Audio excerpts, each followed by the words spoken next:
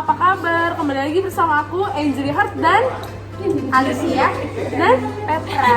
sesuai request kalian, di video kali ini kita bakal mengupas tuntas nih tentang pertanyaan-pertanyaan yang ada di psikotes. Pasti kalian udah gak sabar kan? Karena ini yang udah kalian tunggu-tunggu nih. Maka dari itu, jangan lupa subscribe, like, dan komen. dan share video ini sebanyak-banyaknya.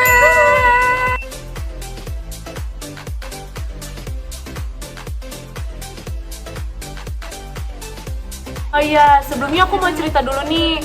Kita agak-agak berbeda sistem gitu. Karena dulu tuh aku masih sistem yang manual, belum yang serba online pakai komputer tuh aku belum. Masih yang awalnya interview, terus tunggu, terus baru tes psikotes, tunggu lagi, dan masih banyak lagi. Nah, karena kalian zaman sekarang nih, ini nih temen aku aja nih yang baru masuk pakai jalur zaman sekarang tuh gimana sih, Pet? Kalau zaman aku tahun 2018 itu sebelum interview kita udah dikasih formulir. Nah, formulirnya itu isi kelengkapan data kita sama kita dikasih 15 soal gitu. Oh, kelengkapan data kayak biodata gitu. Iya, kayak biodata. Nah, 15 soalnya itu sebenarnya bukan soal sih. Jadi kayak kita harus ngelengkapin, kita harus bikin kalimat lebih tepatnya. Nah, diawali dengan kata saya. Kayak jadi misalnya kayak nomor 1, saya titik-titik. Nah, kayak kita bisa isi untuk mendeskripsikan diri kita. Contohnya nih, kayak misalnya saya suka menanam jagung di kebun. Nanti si yang apa sih yang nanya itu, Yang interview, psikolog, ya. psikolognya tuh nanya kamu kenapa suka nanam jagung, dan ya udah mengalir gitu aja Iya. interviewnya. Dan yang susah-susah banget lah ya, Pet ya. Ya sih kayak jatuhnya kayak ngobrol sih Kak. Kayak ngobrol sih, kayak asik-asikan gitu. Iya. Terus pertanyaan-pertanyaannya kamu masih inget gak kayak seputar interview tuh apa aja gitu? Itu sebenarnya tergantung dari kita ngisi si kalimat ini, kita buat kalimat ini. Nah, dia sebenarnya tujuan dia adalah gimana sih cara kita, solusi kita mengatasi masalah dari deskripsi dari diri kita sendiri. Itu sih dari yang apa yang kita udah deskripsikan. Contohnya nih, misalnya kalau menanam jagung gitu kan, terus musimnya musim kemarau terus. Nah, gimana sih itu cara supaya si jagung ini tuh tetap tumbuh walaupun. Nah, itu kita yang harus mencari solusi. Lebih tepatnya sih ke pola pikir ya, karena tuh ini menariknya gini, nanti itu berhubungan sama kerjanya. Karena kalau misalnya tiba-tiba ada nasabah lalu dia marah-marah atau kebingungan transaksi, jadi itu gimana ya, kita ditekan harus memberikan solusi yang tepat gitu. Yes. Nah, dari situ kita diuji, maksudnya bisa nggak sih berpikir dan bekerja dalam tekanan tuh seperti apa gitu. Dan di sini aku udah ngerangkum beberapa pertanyaan yang ada di interview itu nih, gabungan dari zaman-zaman sekarang sama zaman-zaman dahulu nih. Di sini ada yang tertulis kelebihan dan kekurangan yang kamu miliki itu seperti apa? Kelebihan aku itu aku suka bertemu sama orang-orang baru nih gitu. Itu kelebihan? Iya, itu kelebihan aku. Terus kekurangan aku benih pelupa. Terus nanti ditanya lagi tuh, kalau misalnya kamu nih pelupa, solusinya yang kamu buat gitu untuk mengatasi lupa itu seperti apa. Kalau misalnya aku buatnya seperti menulis note ataupun buat buku kecil, catatan gitu, biar aku itu jadi pengingat aku gitu. Kalau aku sih gitu. Kalau Petra gimana? Kalau aku sih untuk kelebihan aku orangnya lumayan fokus. Ya. Jadi untuk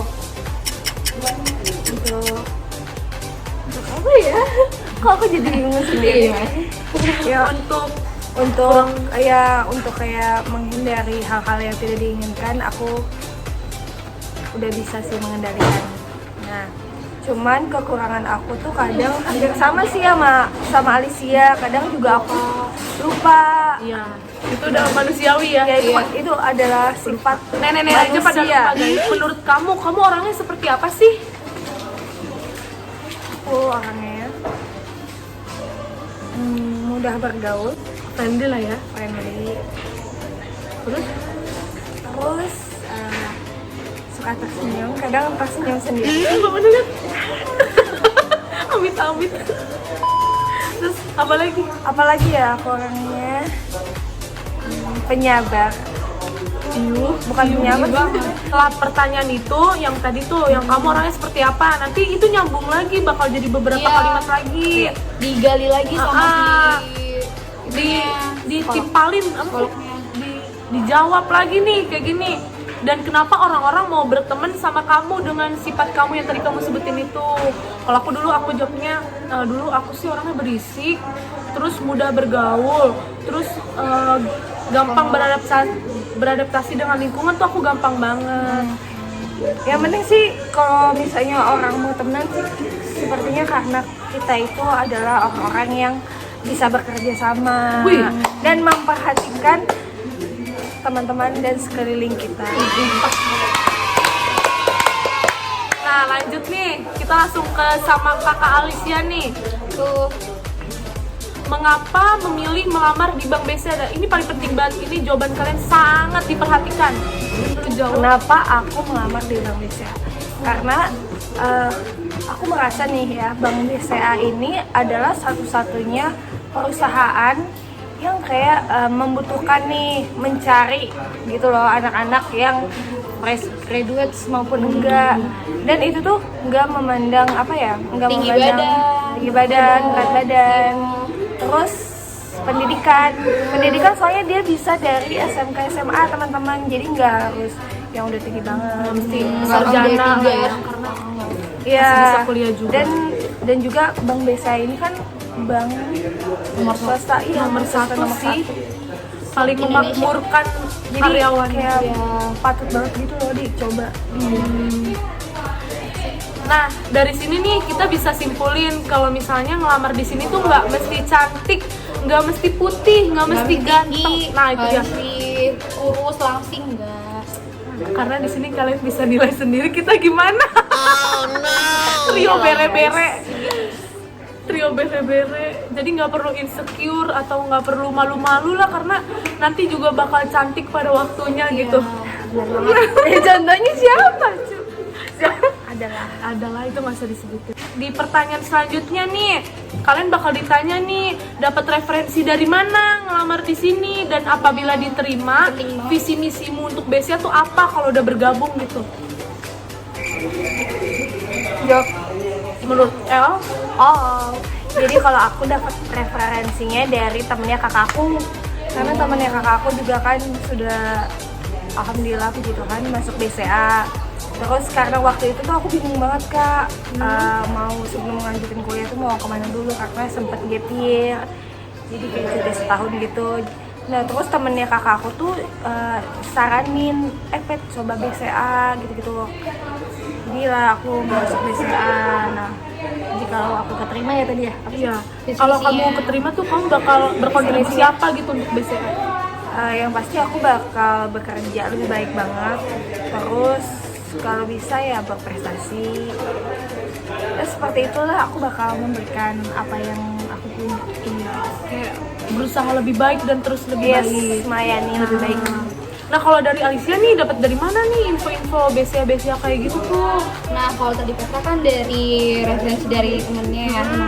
Kalau aku sendiri itu ikutan job fair di UI. Oh ada ya waktu Iya, itu? ada standnya gitu. Nah, pas di situ aku iseng-iseng tuh daftar di standnya sama teman aku. Terus kami bertiga tuh dipanggil sebenarnya, tapi cuma aku doang yang terima gitu. Gitu sih. Terus buat visi misinya sama aja sih sama Kak Petra tadi, memberikan yang terbaik kepada BCA. Dan Yap. kalau bisa menjadi yang berprestasi lah gitu. Sih. Bisa menunjang karir juga sih kalau kita udah nunjukin bakat-bakat dan prestasi iya. kita. Bisa maksudnya bisa lebih jadi karir tetap atau bisa Karirnya bisa naik lagi lah. bisa lebih cerah. Nah, segitu aja sih maksudnya pertanyaan yang ada di interviewnya. Nggak yang ribet-ribet atau nggak seperti yang kalian pikirin yang menyeramkan banget. Susah banget enggak. Karena emang psikolognya tuh emang masih muda dan asik-asik sih. Dan no sinis-sinis kok ya guys. Iya, Pokoknya baik sih. kalian yang pengen coba. Segitu dulu video dari kita bertiga nih, trio bere-bere. Semoga informasi yang kita kasih itu bisa bermanfaat untuk kalian.